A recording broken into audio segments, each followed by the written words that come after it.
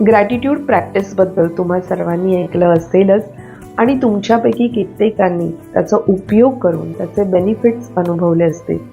पण त्यापेक्षा कितीतरी जास्त पटीने जर तुम्हाला त्याचा फायदा हवा असेल तर तुम्ही ग्रॅटिट्यूड माइंडसेटचा नक्कीच विचार करा.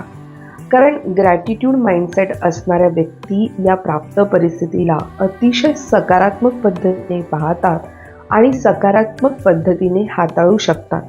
आणि हळूहळू त्यांचा दृष्टिकोन तर असा होतो की संपूर्ण आयुष्य त्यांना अर्थपूर्ण, परिपूर्ण आणि समाधान देणारं वाटतं. याचा फायदा त्यांना शारीरिक आणि मानसिक आरोग्यासाठी तर होतोच, शिवाय त्यांना वैयक्तिक आणि व्यावसायिक पातळीवर यश मिळवण्यासाठी सुद्धा होतो.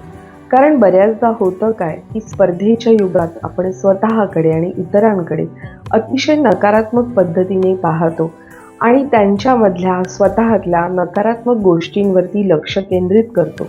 यामध्ये कुठेतरी आपला सकारात्मक दृष्टिकोन हरवला जातो. तर इथे तुम्हाला ग्रॅटिट्यूड माइंडसेट खूप फायद्याचा ठरू शकतो. तुम्हाला ग्रॅटिट्यूड माइंडसेट विकसित करायचा असेल तर जर्नलिंग या टेक्निकचा उपयोग करा. म्हणजे काय तर फक्त याला त्याला थँक्यू म्हणायचं नाही आहे, तर त्या जर्नलिंग टेक्निकमध्ये तुम्हाला तुमचे सकारात्मक अनुभव आणि सकारात्मक भावना या विस्तृत स्वरूपात मांडायच्या आहेत.